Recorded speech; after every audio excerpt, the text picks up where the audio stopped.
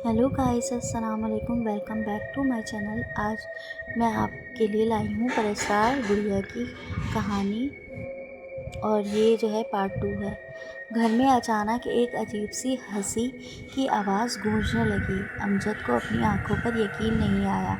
वो इस गुड़िया को तो बहुत दूर फेंक कर आया था, मगर ये वापस कैसे आ गई, और वो भी इसके घर पहुंचने से पहले। किरण घबराई हुई आवाज़ में बोली, अमजद, ये कोई शैतानी गुड़िया है, हमें कुछ करना चाहिए। अमजद फ़ौरन अपनी बेटी निम्रा के कमरे में की तरफ बढ़ा। उसने आहिस्ता से दरवाज़ा खोला और निम्रा से प्यार से कहा, बेटा, ये गुड़िया अब्बू को दे दो। लेकिन निम्रा अब पहले जैसी नहीं रही थी। उसकी आवाज़, उसका अंदाज़, उसकी आंखें, सब कुछ बदल चुका था। ऐसा लग रहा था कि जैसे वो पूरी तरह से खौफनाक शैतानी गुड़िया के कब्ज़े में आ चुकी है। निम्रा ने गुड़िया देने से इनकार कर दिया।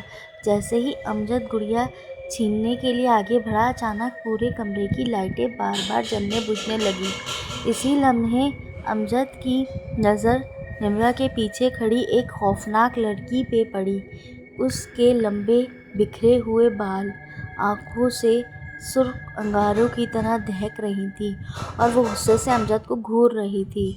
अमजद बुरी तरह सहम गया, मगर अपनी बेटी को बचाने के लिए फिर भी आगे बढ़ा। अचानक उसे महसूस हुआ जैसे किसी ने अनदेखी ताकत ने उसे आगे बढ़ने से रोक दिया है।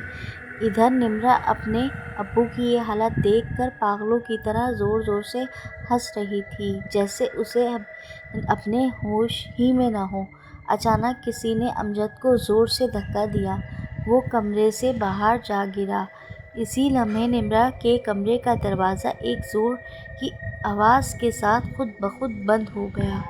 किरण अपने बेटे फरहान को सीने से लगाए हुए कमरे के एक कोने में सहम कर बैठी हुई थी। ये सब देख रही थी। वो दौड़कर अमजद के पास आई। दोनों मियाँ बीवी खौफ और बेबसी में एक दूसरे को देखने लगे। उन्हें समझ नहीं आया कि आखिर किससे मदद मांगे। तभी किरण ने अपनी माँ को फ़ोन किया और सारा वाक़या बताया। किरण की माँ एक रूहानी आमिल करने वाले को जानती थी। उन्होंने उनका नंबर किरण को दे दिया। अमजद ने फ़ौरन बुज़ुर्ग को फ़ोन किया। उन्होंने इत्मीनान से अमजद की पूरी बात सुनी और कहा वो अगली सुबह इनके घर आ जाएंगे। इस रात अमजद और किरण बुरी तरह खौफज़दा थे। दोनों पूरी रात निम्रा के कमरे के बाहर बैठे रहे। वक्त जैसे जैसे रुक गया था, किरण ने फरहान को वही सोफ़े पर सुला दिया। मुसलसल जागते रहने की वजह से आखिरकार अमजद और किरण की भी आंख लग गई। अमजद को सोए हुए कुछ ही देर हुई थी कि उसे किसी के आहिस्ता आहिस्ता सरगोशी करने की आवाज़ सुनाई दी। वो घबराकर जाग गया। उसने सामने देखा तो फरहान खड़ा था, जो मुसलसल अपने वालिद को घूर रहा था और अपने मुंह में कुछ बड़बड़ा रहा था। अमजद परेशान होकर बोला, फरहान बेटा, क्या हुआ? मेरे पास आओ। इतने में पूरे घर की लाइट फिर से चली गई। इस बार फरहान के पीछे भी वही खौफनाक लड़की खड़ी थी। फरहान भी अब निम्रा की तरह अजीब और शैतानी अंदाज में हंसने लगा। अमजद फ़ौरन अपने बेटे को बचाने के लिए उसकी तरफ लपका, मगर अगले ही लम्हे फरहान अंधेरे में कहीं गायब हो गया। चंद लम्हों बाद लाइट दोबारा वापस आ गई। अमजद घबराकर हर तरफ फरहान को तलाश करने लगा। अचानक उसकी नज़र सोफ़े पर पड़ी, जहाँ फरहान सुकून से गहरी नींद सो रहा था। अमजद फ़ौरन दौड़कर अपने बेटे को गले लगा लेता है। वो बिल्कुल महफूज था। तब अमजद को महसूस हुआ कि वो शैतानी ताकत सिर्फ उसे डरा रही थी, ताकि वो खुद खौफज़दा होकर कमज़ोर पड़ जाए। अमजद के रोने की आवाज़ सुनकर किरण भी जाग जाती है। दोनों मियाँ बीवी एक दूसरे को देखकर रोने लगे। वो रात बड़ी मुश्किल से गुजरी। सुबह होते ही अमजद ने बार बार बुज़ुर्ग को फ़ोन किया। आखिरकार वो बुज़ुर्ग उनके घर पहुंच गए। जैसे ही बुज़ुर्ग ने घर के अंदर कदम रखा, उन्हें अपने जिस्म में एक ज़ोरदार झटका महसूस हुआ। वो फ़ौरन समझ गए कि इस घर में एक बहुत बुरी ताकत मौजूद है। वो सीधा निम्रा के कमरे के बाहर गए।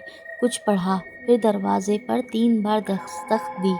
تیسری دستک پہ دروازہ خود بخود کھل گیا۔ سامنے نمرا بیٹھی تھی جو مسلسل پاگلوں کی طرح ہنس رہی تھی۔ بزرگ کچھ پڑھ کر پوچھتا ہے، کون ہے تو، تیرا نام کیا ہے؟ اچانک کمرے کے اندر سے ایک لڑکی کی آواز آئی، میرا نام ماریا ہے، میں نمرا کی دوست ہوں، مجھے نمرا سے الگ مت کرو، میرا کوئی دوست نہیں ہے، میں کسی کو نقصان نہیں پہنچاؤں گی۔ یہ کہتے ہی وہ آواز رونے لگی۔ بزرگ نے دوبارہ کچھ پڑھا، پھر اپنے بیگ سے پانی کی ایک بوتل نکال کر کمرے میں چھڑکی۔ جیسے ہی پانی کے قطرے گرے، اسی لمحے وہ آواز بدل گئی۔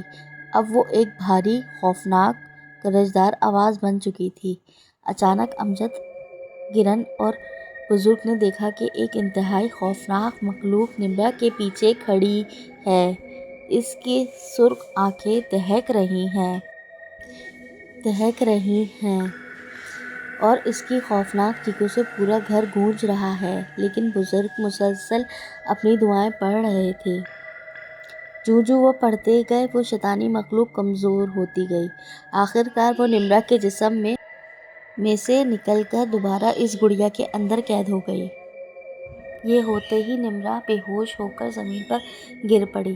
بزرگ نے فوراً گڑیا اٹھائی، اس کے چاروں طرف ایک کالی ڈوری مضبوطی سے باندھ دی اور اسے اپنے بیگ میں رکھ لیا۔ پھر وہ بولے، اب نمرا خطرے سے باہر ہے۔ چند لمحوں بعد نمرا کو ہوش آ گیا۔ وہ بالکل ٹھیک تھی، جیسے اسے کچھ یاد ہی نہیں۔ بزرگ نے امجد اور کرن سے کہا، جو لڑکی تم نے دیکھی اور جس کی آواز تم نے سنی، وہ سب اس شیطانی مخلوق کا دھوکہ تھا۔ دراصل یہ ایک شیطانی مخلوق ہے جو اس گڑیا میں رہتی ہے۔ یہ اپنے شکار کے لیے ہمیشہ کمزور لوگوں کو چنتی ہے۔ اس نے پارک میں تمہاری بیٹی نمرا کو اپنا شکار بنایا تھا۔ اس کا مقصد صرف انسانوں کو خوفزدہ کرنا ہے اور انہیں پریشان کرنا۔ میں نے اسے دوبارہ اس گڑیا میں قید کر لیا۔ اب سب کچھ ٹھیک ہے۔ نمرا بھی اب بالکل ٹھیک ہو گئی اور کچھ بھی یاد نہیں تھا۔ وہ اس گڑیا کو بھی بھول چکی تھی۔ اس کے بعد وہ بزرگ اس گڑیا کو اپنے ساتھ لے گئے اور بہت دور سمندر میں پھینک دیا، مگر چند روز بعد وہی گڑیا خود بخود سمندر کے کنارے لگی ہوئی تھی۔ ایک لڑکی نے اسے دیکھا اور خوش ہو کر اٹھا لیا، اس پر بندھی ہوئی کالی ڈوری کھول دی۔ اسی لمحے لڑکی کے پیچھے سے ایک سایہ آہستہ آہستہ نمودار ہوا۔ ختم۔ انشاءاللہ پھر ملیں گے ہم آپ کو نیکسٹ ویڈیو میں، اور میری ویڈیو کو لائک اینڈ سبسکرائب ضرور کیجیے گا۔